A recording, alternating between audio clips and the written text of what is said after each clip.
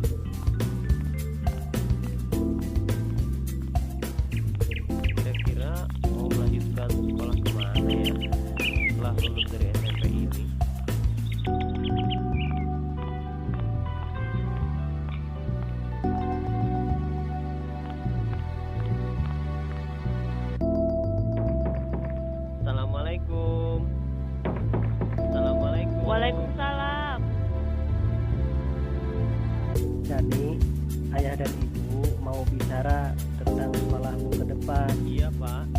Kamu mau melanjutkan sekolah kemana? Saran ayah, kamu sekolah di SMK otomotif saja agar punya keahlian khusus. Dani, kamu yang prihatin dan rajin belajar ya. Iya, Pak. Iya nak, dengarkan saran ayahmu tadi.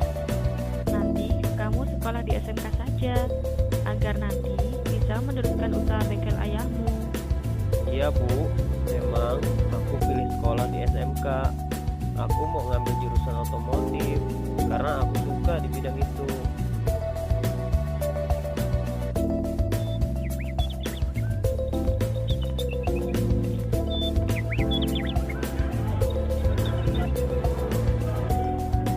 Hai, kenalkan.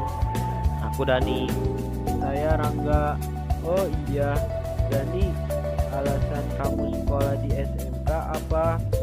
Kalau aku ingin punya keahlian khusus di bidang otomotif, aku mau memajukan usaha bengkel ayahku. Kalau kamu, apa alasannya masuk SMK?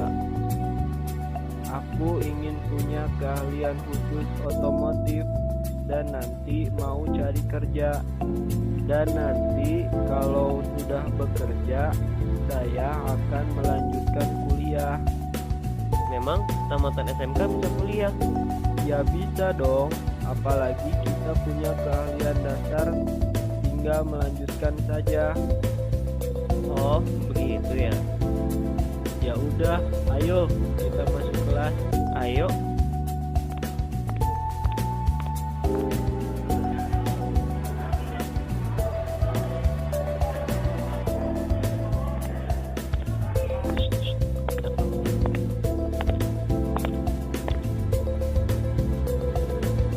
Selamat pagi semuanya. Selamat pagi Pak. Saya wali kelas kalian di jurusan otomotif. Sekarang Bapak mau tanya, apa kelebihan sekolah SMK dengan sekolah lanjutan lainnya? Saya tahu, Pak. Oh iya, silakan. SMK menciptakan SDM yang siap pakai dan siap kerja. Saya juga tahu, Pak. Oh iya, silakan. SMK menciptakan tenaga yang ahli dan kreatif di bidangnya. Ya, betul semua jawaban kalian. Semoga kalian berhasil dan sukses semuanya nanti. Iya Pak.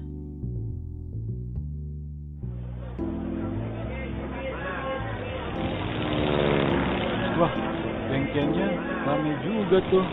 Bengkel siapa ya?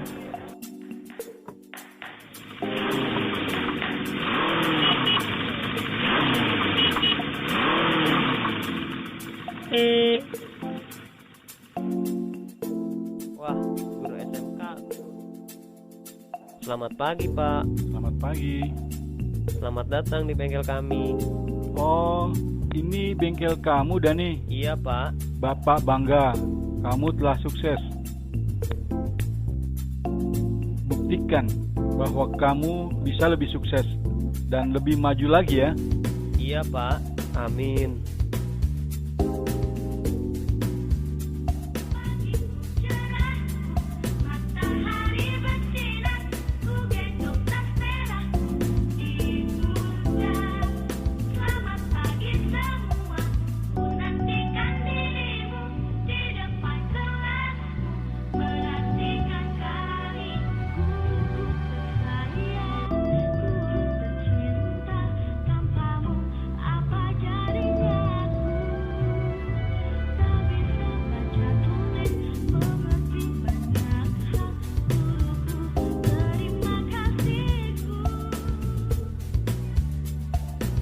Dari video yang sudah Ibu tayangkan, silahkan masing-masing kelompok melakukan diskusi terlebih dahulu.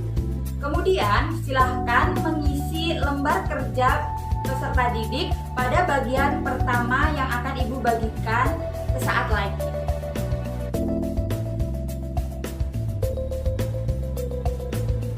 Siapa yang mau pertama kali menyampaikan hasil diskusi kelompoknya? Baik, Tari dari kelompok 5, silahkan menyampaikan dari tempat duduk dengan berdiri. menjumpai sekelompok orang yang sedang melakukan aktivitas bersama? Sudah pernah bukan? Kemudian, sekelompok tersebut tentu memiliki ciri struktur yang bersifat sosial, yang mana tentunya berbeda-beda. Siapa yang sudah mengetahui penyebutan dari sekelompok orang tersebut? Coba ajukan tangan. Nah, benar sekali, lembaga sosial. Sesuai yang Ibu sampaikan di awal, hari ini kita akan mempelajari mengenai lembaga sosial. Siapakah yang mau menjelaskan pengertian dari lembaga sosial? Betul sekali. Dapat kita pahami bahwa lembaga sosial merupakan keseluruhan dari sistem norma yang terbentuk berdasarkan tujuan dan juga fungsi dalam masyarakat.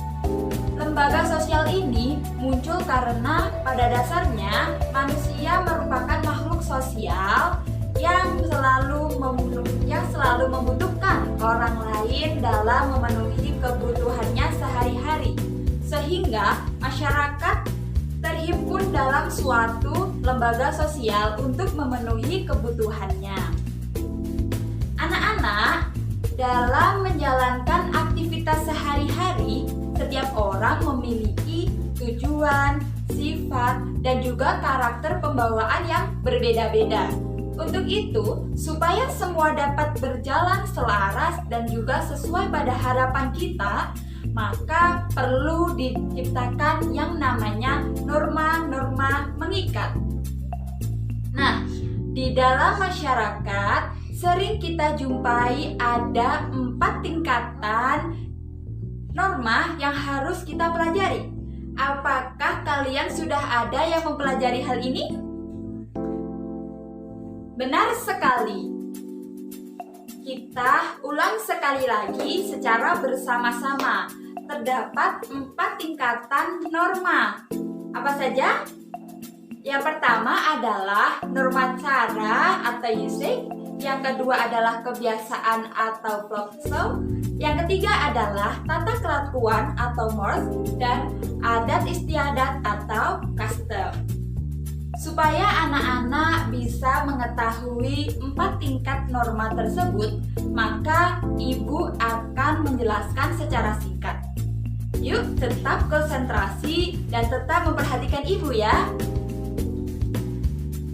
Di dalam penyimpangan, norma atau usage ini tidak mendapatkan hukuman berat, akan tetapi hanya sekedar celaan.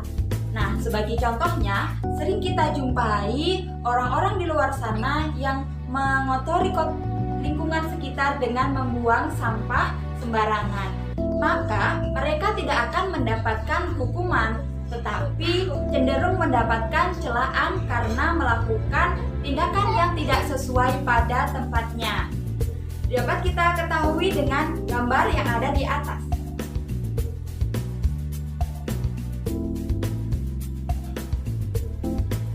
Untuk norma yang kedua adalah kebiasaan atau flow. Maksudnya adalah norma atau kegiatan yang dilakukan secara berulang-ulang dalam bentuk atau tindakan yang sama.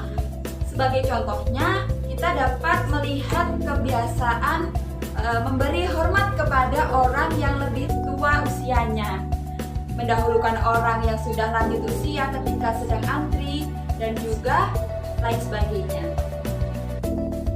Adapun norma yang ketiga adalah tata kelakuan atau mores, yang berarti suatu norma yang diterima sebagai patokan atau norma pengaturan melakukan bertindak yang di dalamnya sudah terdapat unsur pengawasan, sehingga jika terjadi penyimpangan, pelakunya akan dikenakan sanksi. Sebagai contoh adalah seorang peserta didik melakukan pelanggaran sehingga akan mendapatkan sanksi berupa peraturan yang berlaku di sekolahnya.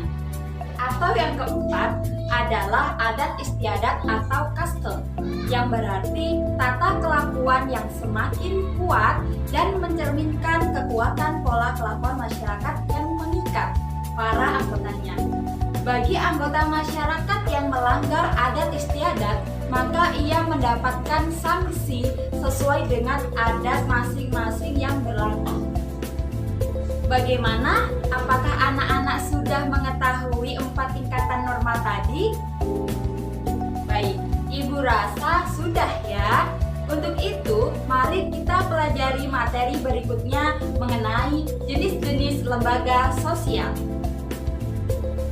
Apakah sudah ada yang mempelajari mengenai jenis-jenis lembaga sosial? Nah, mari kita sebutkan secara bersama-sama.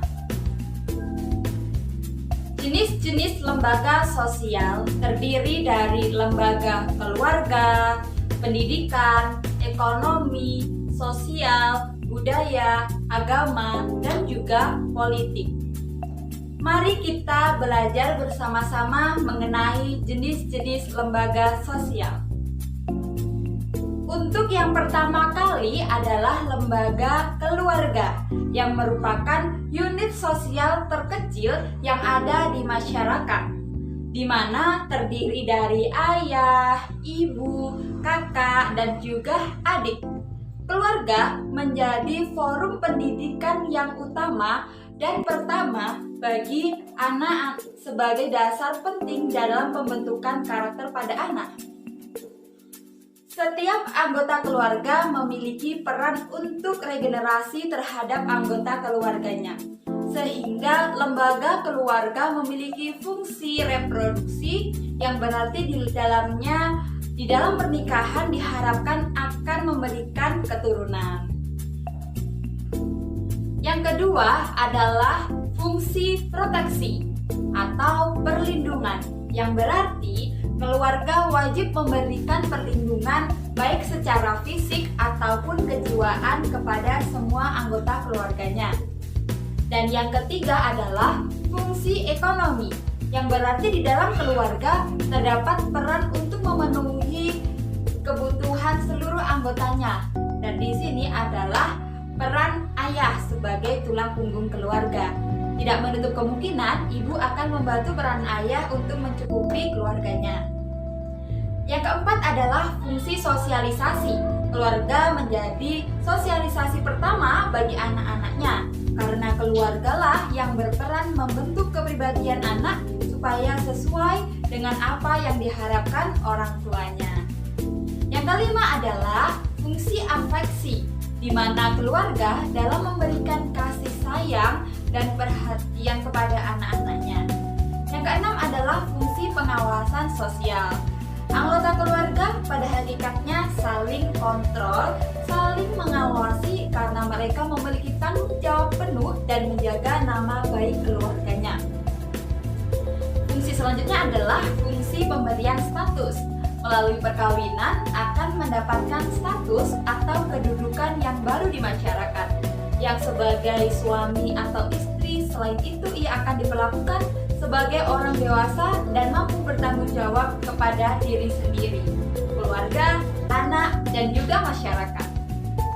Anak-anak itu tadi merupakan penjelasan dari lembaga sosial keluarga beserta fungsinya.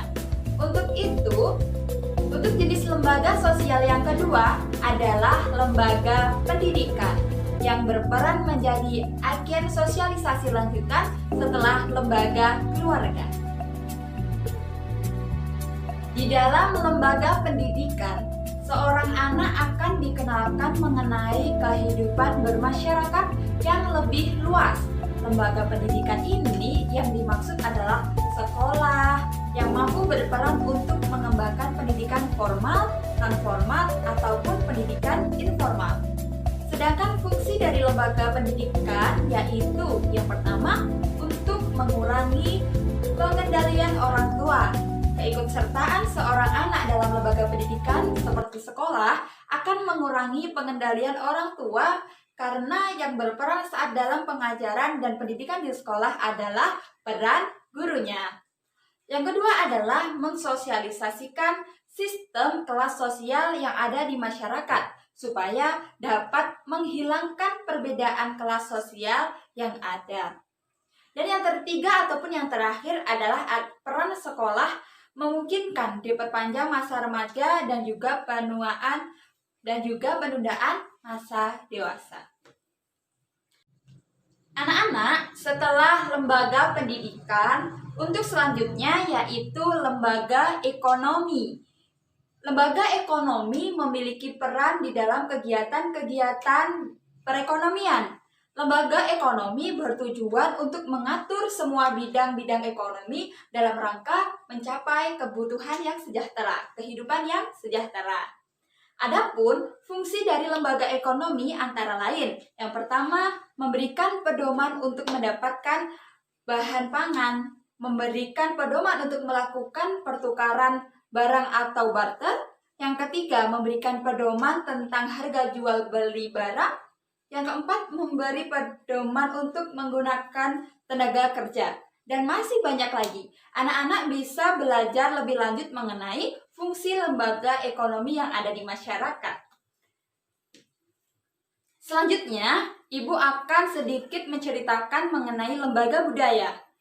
Lembaga budaya ini berperan untuk menjaga dan juga mengembangkan kebudayaan, seni, lingkungan, dan juga keyakinan yang dimiliki oleh masyarakat yang berupa hasil dari cipta, karya, karsa masyarakat itu sendiri. Misalnya saja, Lembaga Seniman Budaya Muslim Indonesia, Lembaga Kebudayaan Lamongan, Festival Seni Budaya Anak Indonesia, dan juga masih banyak lagi. Untuk lembaga sosial yang selanjutnya adalah lembaga agama, di mana lembaga agama ini merupakan lembaga yang mengatur tentang sistem keyakinan, praktik keagamaan dalam masyarakat yang telah dirumuskan dan dibakukan. Sedangkan fungsi dari lembaga agama merupakan sebagai pedoman hidup manusia. Yang kedua, sebagai sumber dari kebenaran dan memberikan jaminan dengan cara khas untuk mencapai kebahagiaan dan mengatasi kekurangan maupun kelebihan manusia. Yang ketiga adalah mengatur tata cara hubungan manusia dengan manusia, manusia dengan Tuhannya, dan juga manusia dengan alam. Anak-anak, untuk lembaga sosial yang selanjutnya yaitu lembaga politik.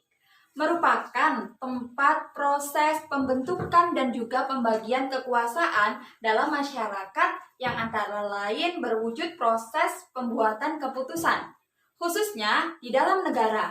Lembaga politik ini merupakan suatu lembaga yang mengatur pelaksanaan dan juga wewenang yang menyangkut kepentingan masyarakat agar terciptanya keteraturan dan juga tata tertib kehidupan bermasyarakat. Lembaga-lembaga politik yang berkembang di Indonesia ada banyak sekali. Di antaranya seperti MPR, Presiden, DPR, DPRD, pemerintah daerah, dan partai-partai politik yang lainnya. Sedangkan fungsi dari lembaga politik dapat diuraikan sebagai berikut. Mari kita simak. Yang pertama adalah memelihara ketertiban di dalam negeri. Lembaga politik bertindak sebagai penegak hukum yang menyelesaikan konflik yang di antara anggota masyarakat secara adil sehingga anggota masyarakat dapat hidup dengan tentram. Yang kedua adalah mengusahakan kesejahteraan umum. Lembaga politik memiliki fungsi untuk merencanakan dan melaksanakan pelayanan sosial serta mengusahakan pemenuhan kebutuhan pokok masyarakat.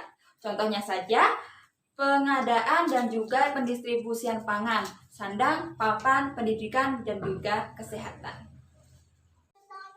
Anak-anak, itu tadi merupakan jenis-jenis dari lembaga sosial yang ada di masyarakat. Kemudian, adanya lembaga-lembaga sosial yang ada di masyarakat, apa sih fungsinya? Apakah anak-anak ada yang mengetahui? Mari kita simak penjelasan Ibu setelah ini. Nah, fungsi dari lembaga sosial di masyarakat mempunyai peran dan juga fungsi dalam upaya mencukupi kebutuhan pokok atau dasar dari setiap anggota masyarakat. Lembaga sosial secara umum mempunyai fungsi memberikan pedoman pada anggota-anggota masyarakat, menjaga keutuhan masyarakat yang bersangkutan, dan juga memberikan pedoman kepada masyarakat untuk mengadakan sistem pengendalian sosial atau kontrol sosial. Nah, itu tadi adalah fungsi dari adanya lembaga sosial di masyarakat.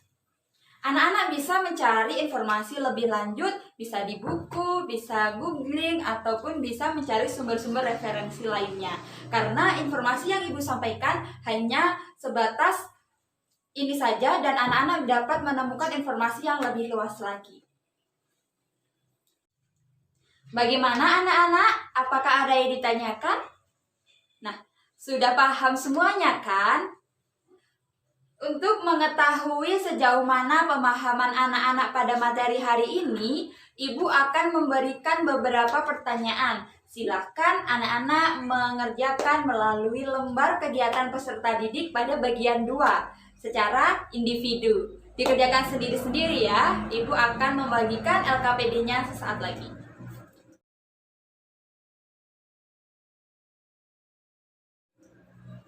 Baiklah, dari pembelajaran hari ini, siapa yang bisa menjelaskan pengertian dari lembaga sosial?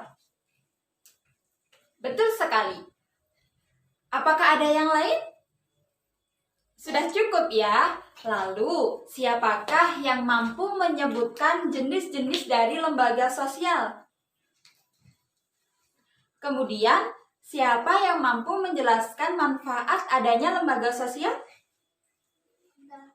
Baik, Ibu rasa pembelajaran pada hari ini selain untuk mengetahui pengertian, jenis-jenis, dan juga fungsi lembaga sosial, nantinya anak-anak supaya mampu mengenali lembaga sosial yang ada di masyarakat. Akan tetapi, untuk mengevaluasi seberapa tingkat pemahaman anak-anak pada materi hari ini, silahkan anak-anak membuat jurnal belajar melalui LKPD pada bagian 3 yang sudah Ibu berikan di awal.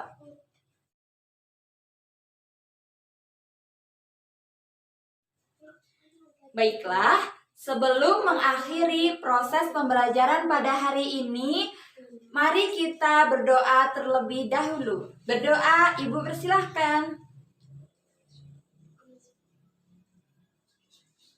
Berdoa dapat diakhiri. Sekian yang dapat Ibu sampaikan. Jangan lupa tetap menjaga kesehatan dan silahkan mempelajari materi pada pertemuan selanjutnya. Sekian dari Ibu. Wassalamualaikum warahmatullahi wabarakatuh.